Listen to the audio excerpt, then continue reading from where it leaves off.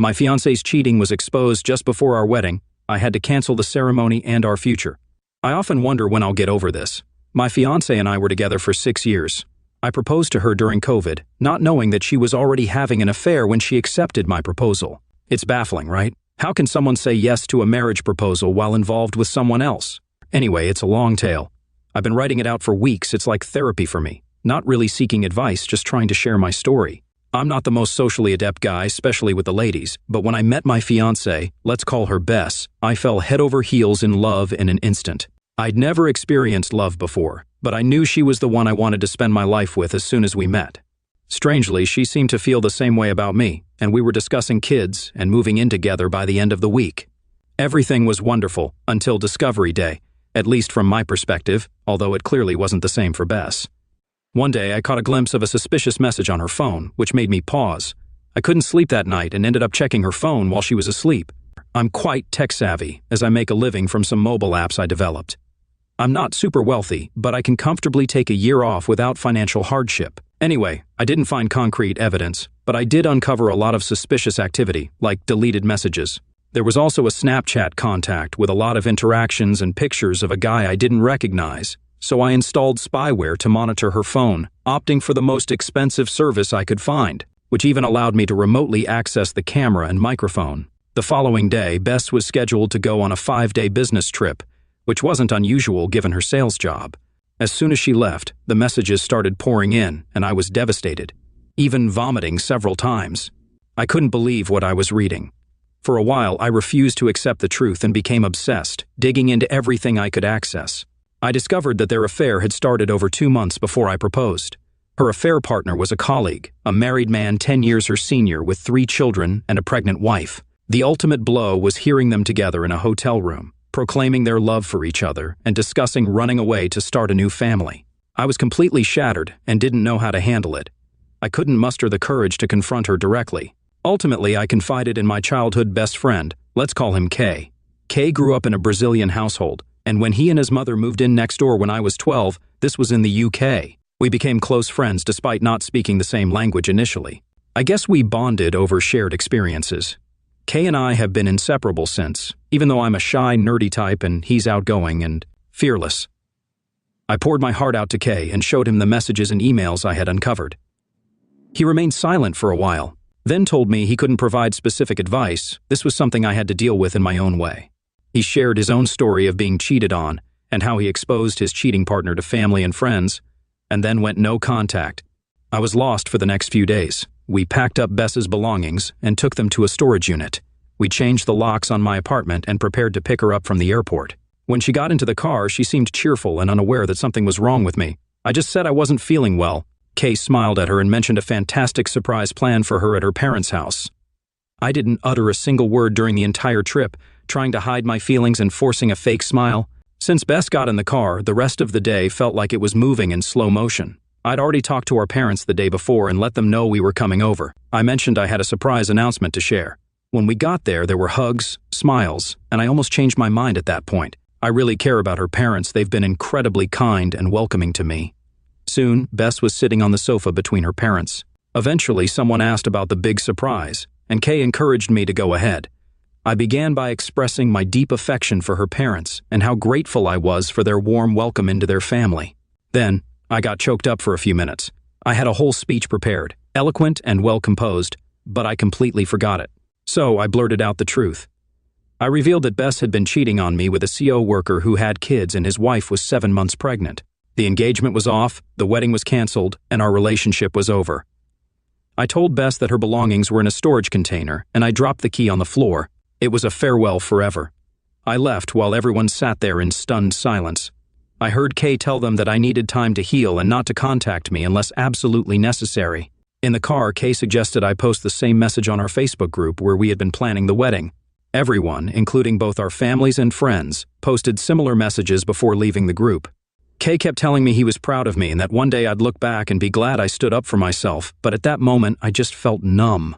Nothing about this situation felt good or real. Our next planned stop was to visit the affair partner's wife. When she opened the door, I blurted out everything without even introducing myself. I think she even slapped me at some point as I handed her a thumb drive with the evidence. Her husband appeared from behind her. His wife immediately started yelling at him to leave and not come near her. He tried making excuses, but when he took a step forward, Kay confronted him saying, "You heard the lady, get out." After some back and forth, he eventually packed a bag and left. Kay talked to his wife for a while I was trying to process the chaos in my own mind.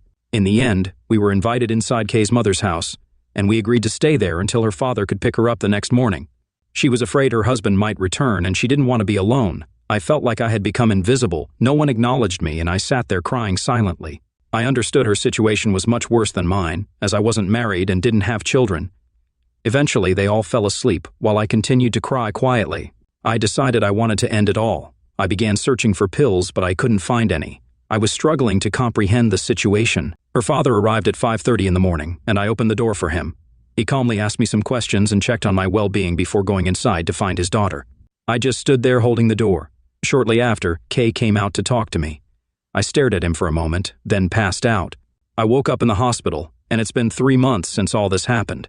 Kay stayed with me during the first few weeks after I returned home because he was worried I might attempt bad things again. I haven't spoken to my ex-fiancée since. I changed my phone number, blocked her email address, and restricted access on social media. She's come to my door many times, talking through it for hours. She apologizes and begs for forgiveness. She said she ended the affair and that the affair partner's wife reported them to HR, which resulted in her losing her job. Hey guys, this marks the end of part 1 of the story. We're about to continue with part 2, but before we do, as usual, I'd like to ask those who haven't subscribed to please click that subscribe button. Your support means a lot to us and encourages us to present stories in better ways. Now let's move on to the updates. Update.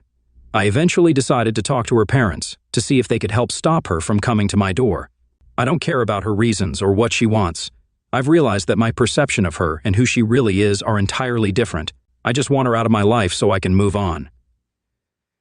Before I was ready to speak to her parents, her dad came to my door. He brought a 6-pack of my favorite beer and asked if we could talk. I agreed and told him I was on my way out, suggesting we could walk and talk. I didn't want him inside, not only because my apartment was a mess, but also because I didn't want to risk her suddenly showing up at the door. He opened 2 bottles of beer, and we began to chat. Initially, he apologized on behalf of his daughter and mentioned that both his wife and daughter had pressured him to talk to me. He said his daughter was spoiled and selfish, and he hoped she would finally face the full consequences of her actions and maybe become a better person in the future. I asked him if everything was okay between us, and he assured me there were no problems. He even jokingly suggested it might be time for me to get a divorce. Apparently, their confrontation didn't go well after he met me, but this time he was determined not to back down. It seemed like a long overdue fight for him. As for Kay, he's been a great support as always. He's been there for me, encouraging and uplifting me. Now that I'm out of it, I realize he was right.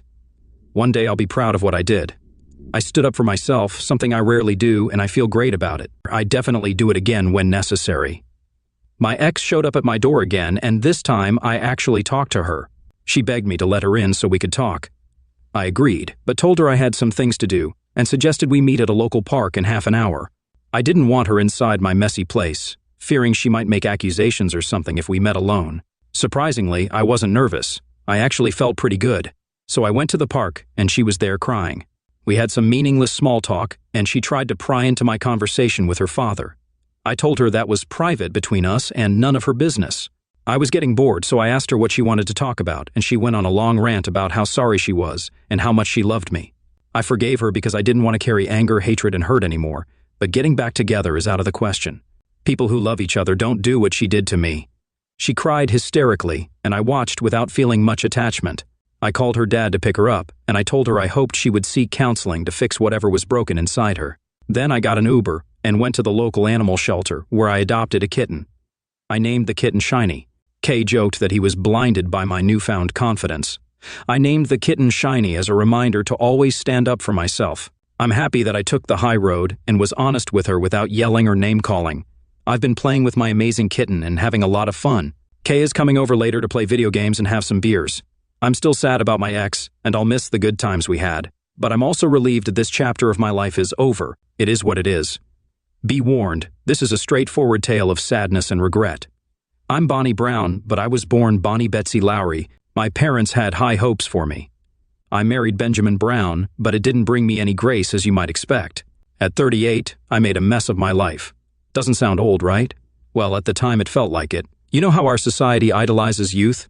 You work hard, take school seriously, graduate with good grades, find a good job, marry someone great, have a few kids, and just when things are looking up, the world shifts its focus to someone younger. Actually, it wasn't one specific thing. I slowly realized that the young interns at the office were getting all the attention. Men used to flirt with me, and although I didn't let them go too far, it was fun and made me feel attractive. Then one day, that attention disappeared. Life became a series of responsibilities. Work demanded more from me, and my kids needed help with their daily tasks. There were chores, bills, and countless other things. Sure, my husband helped a lot, but I still felt like the weight of the world was on my shoulders. In hindsight, I might have been depressed, but I can't say for sure.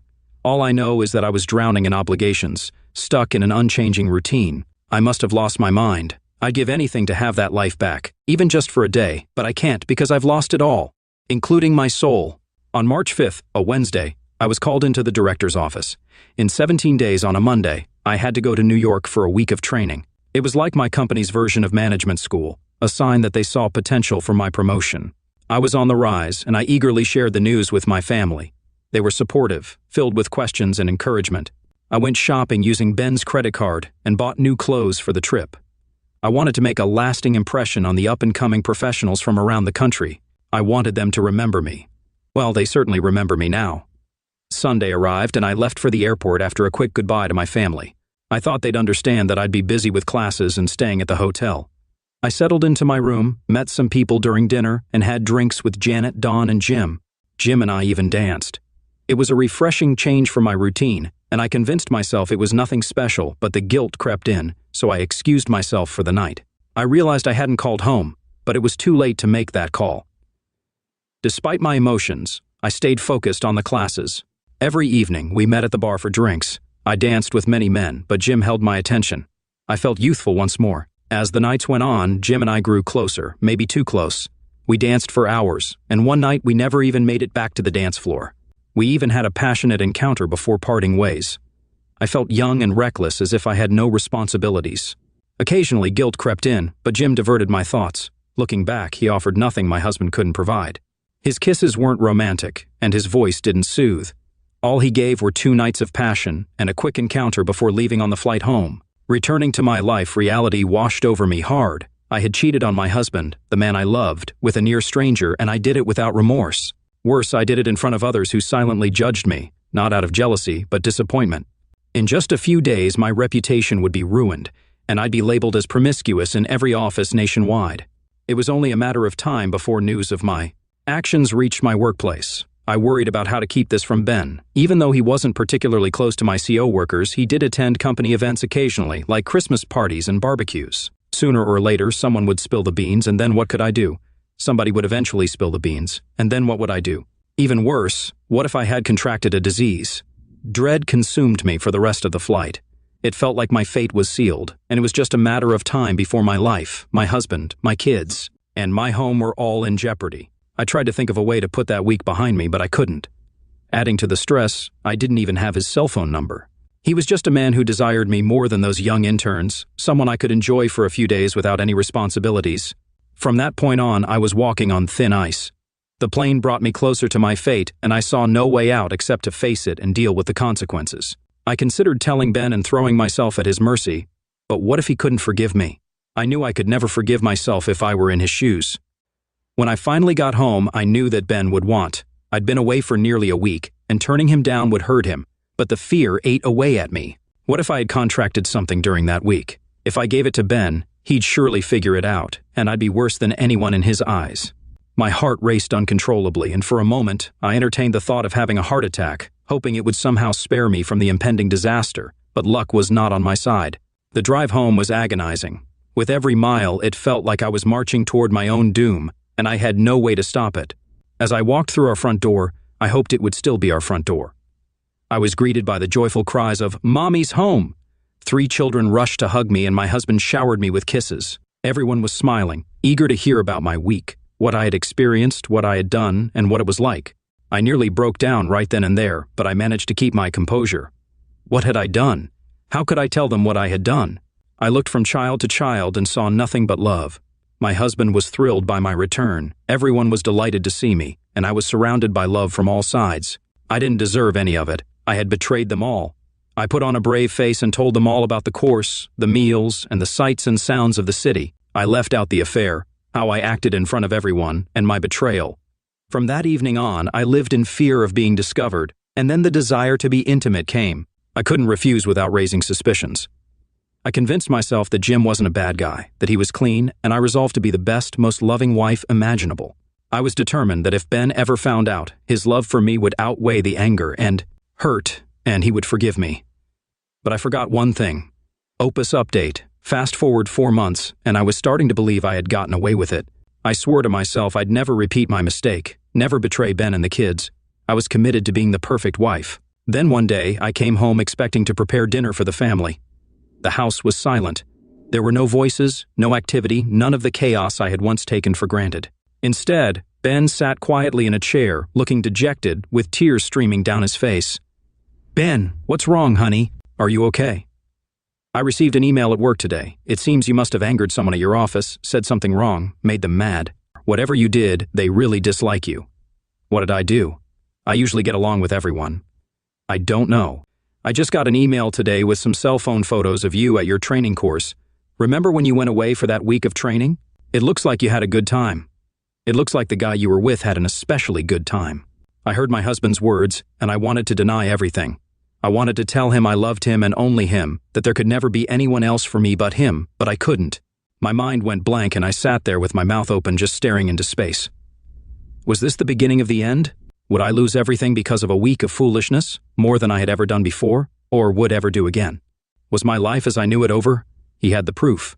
There were no pictures from inside the bedrooms, but he had photos of me doing things in public that I couldn't remember doing. He showed me the images and pictures don't lie. I was dancing too closely with Jim, kissing him on the dance floor and at our table. There was even a photograph of Jim's hand on my leg and up my skirt as we sat at the table. It was over. My fate was sealed. I confessed everything and begged for forgiveness. Ending number 1, I had to try.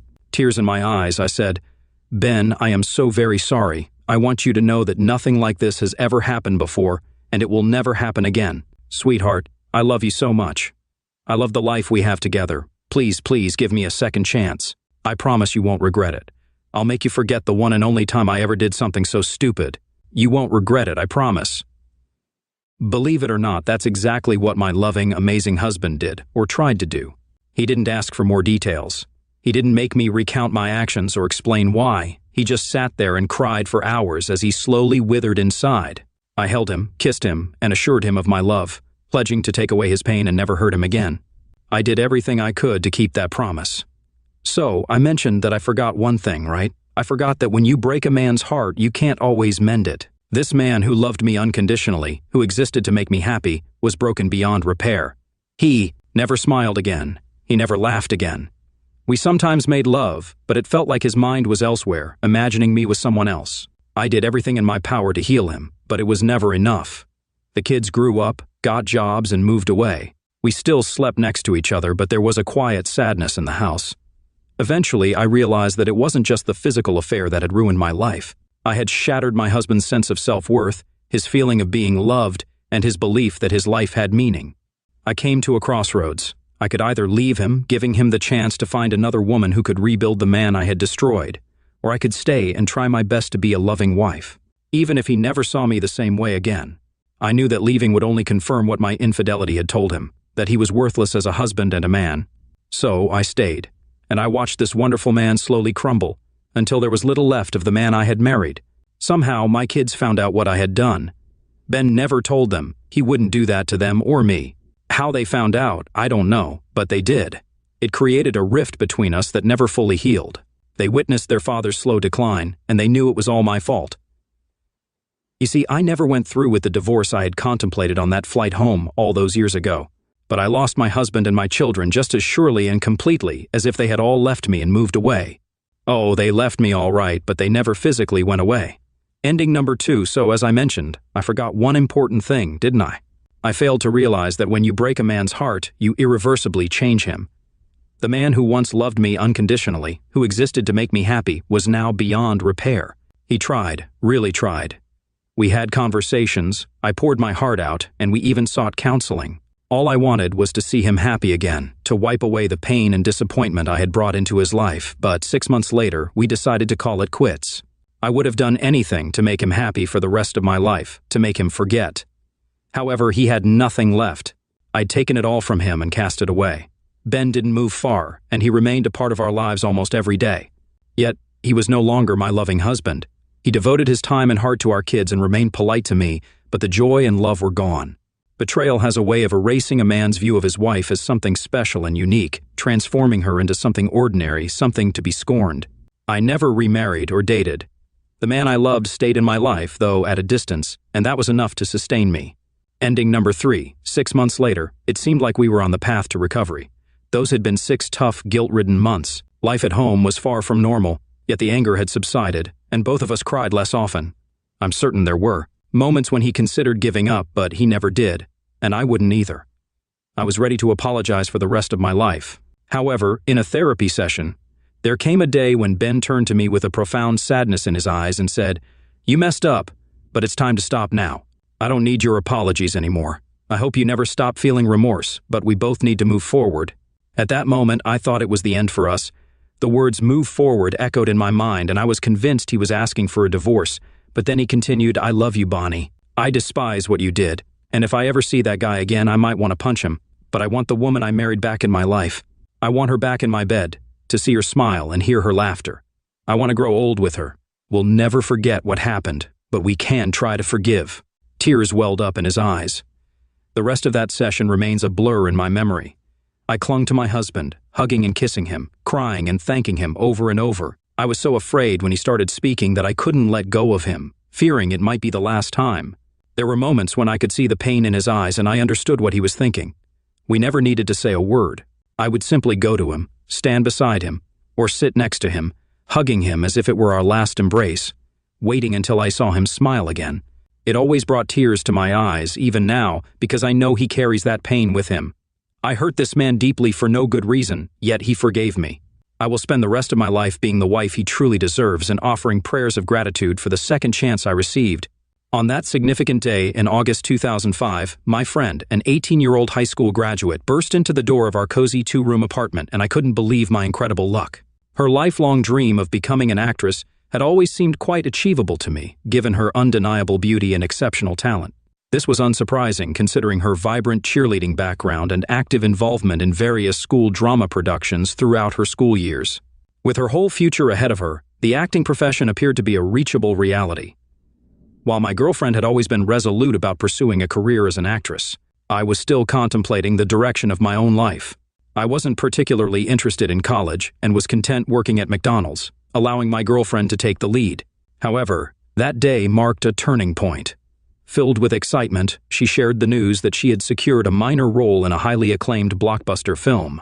It was an incredible development, though she only had 2 lines to deliver. It felt like a monumental step toward fulfilling her dream. She explained that the lead role in this fantastic opportunity was being played by a regular customer from Hooters restaurant. After promising her a role, and even booking a ticket to St. Vincent and the Grenadines, I unquestionably believed in the opportunity that had arisen. Despite my naivety, I refrained from asking how she had managed to land such an incredible chance. In the evening, we gathered with friends to celebrate this momentous occasion. Each moment brought us closer to the allure and grandeur of Hollywood. Eager to have me accompany her on this journey, she reached out to a mysterious sponsor who generously purchased a ticket for me as well. Her happiness was infectious, and I had never seen her so elated before. Upon arriving in St. Vincent and the Grenadines, we were met with opulence. Checking into a luxurious hotel for 4 days was a thrilling experience. While my girlfriend was occupied with her scenes for 2 of those days, I didn't mind. I made the most of the opportunity, soaking up the atmosphere of stunning beaches and basking in the warm sun. The remaining days felt like an uninterrupted vacation, filled with beach excursions, lively parties, and even encounters with celebrities involved in the film production. It was like a dream come true. All of this served as motivation that fueled our desire for the glamorous lifestyle that the film industry offered. Upon returning to Pennsylvania, we couldn't shake off the allure of that world. We knew that our path led to Los Angeles, where my friend could wholeheartedly pursue her dreams in the film industry. Her time in St. Vincent and the Grenadines had allowed her to forge valuable connections with influential individuals. Furthermore, she firmly believed that upon our return to Pennsylvania, We should use the $15,300 she earned to embark on this incredible journey. Using a portion of her earnings from the film, we managed to secure a modest apartment in Los Angeles. Brimming with hope and anticipation, we were stepping into a new chapter of our lives. Days turned into months, and my girlfriend faced the challenging task of securing significant film roles in this bustling city. Every morning, she woke up early and attended auditions in the hope of achieving a long-awaited breakthrough. Unfortunately, she mainly came across minor roles in local business advertisements that offered meager compensation, falling short of our expectations. As her earnings from the movie role began to dwindle, we found ourselves needing to invest in new clothing and photographs for auditions. Recognizing the need to support ourselves, I decided to take a job at a fast food restaurant. It may not have been glamorous, but it provided us with the opportunity to start earning money and sustain our livelihood. As our savings dwindled, I witnessed her hopes and dreams gradually fade in her eyes. Every evening, we returned home, burdened by the weight of rejections and disappointments. As she came face to face with the harsh realities and fierce competition of the film industry in Los Angeles. In our small Pennsylvania town, she had been considered the epitome of beauty, but in this sprawling city, beauty was commonplace. Months turned into nearly a year, and she still couldn't secure a substantial role for herself. The clothing she bought was now secondhand, and prospects for advancement seemed uncertain. Eventually, she took a job as a shopping mall model, a significant departure from our lofty aspirations. Nevertheless, it allowed, albeit with difficulty, for the bills to be paid. During this period, I found my own path in life as a fitness trainer, balancing two jobs, one at a restaurant and the other training numerous clients. I aimed to provide stability and support. Our lives were consumed by individual pursuits, and as a result, we seldom found time for each other. Our dreams of success in the entertainment industry appeared to be slipping away, overshadowed by the demands of our busy lives. With each passing day, our dreams seemed to grow more distant. The unforgiving nature of the film and entertainment industry began to wear down my girlfriend's spirit, and I could only helplessly watch as she confronted the harsh reality that achieving success in Hollywood was far from the easy dream we had once envisioned. As time passed, her excessive spending drained our finances completely, and we began to struggle to make ends meet. I became increasingly frustrated with her for depleting our savings at an alarming rate. Finally, we managed to replenish our depleted savings. It happened unexpectedly when I was rummaging through her purse, searching for something, and stumbled upon a bundle of $1,500. Intrigued, I couldn't help but inquire about where she had obtained such a large sum of money. She appeared flustered but explained that a photographer she met at the mall had invited her to take pictures at his lavish mansion. I couldn't resist asking why she hadn't mentioned it earlier, to which she replied that she had intended to but somehow forgot.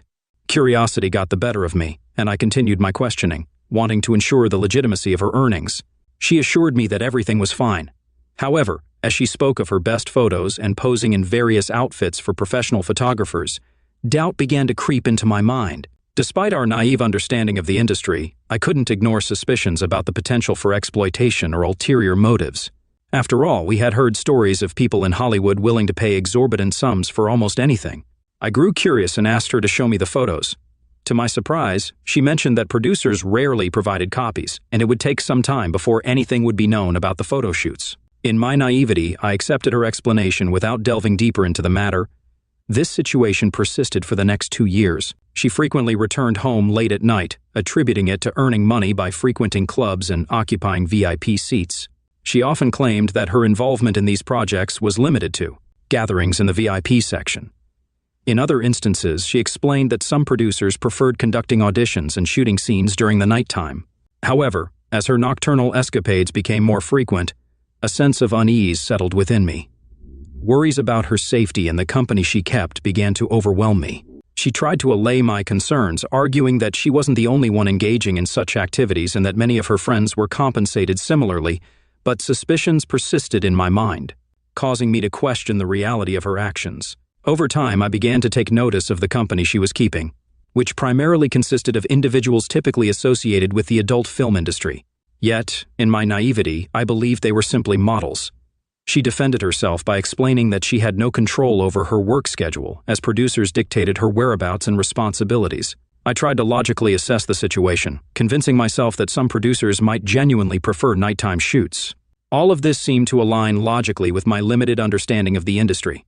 One day, while taking a smoke break near our apartment, a pivotal moment occurred that shattered my illusions. A man in a large SUV pulled up and dropped her off right in front of our house. In that moment, my views on her nocturnal adventures were called into question, leaving me stunned. Shocked by what I witnessed, I couldn't muster the courage to immediately confront her. Instead, I went inside the house and discreetly observed her through the blinds as she entered. Anxiety gripped me at that moment. With a determined decision to uncover the truth about her activities, I secretly planned to follow her the next Friday when she went out. On that Friday, she went on a date with her friends, and I quietly began trailing her. In the end, she ended up at a club with a long line outside. To my surprise, the club's promoter granted my girlfriend and her friends special privileges, allowing them to bypass the long queue and enter the establishment swiftly. In my quest for answers, I reluctantly had to bribe a bouncer generously to gain entry inside the club. I carefully scanned the crowd, desperately searching for her. Finally, I spotted her in the VIP section, chatting animatedly and enjoying drinks with her friends. It seemed to match her earlier explanation, and I lingered there for a while. As I began to grow tired and prepared to leave, doubts about the man in the SUV still nagged at me.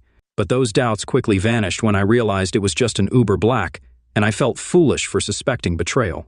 After scolding myself for being paranoid, I convinced myself that everything was fine and returned to my normal routine. At the time, I worked as a fitness trainer and also dabbled in multi-level marketing, selling dietary supplements and insurance. Thankfully, my average earnings covered rent and my living expenses. When I took charge of managing my own finances, I couldn't help but notice changes in my girlfriend's behavior and appearance.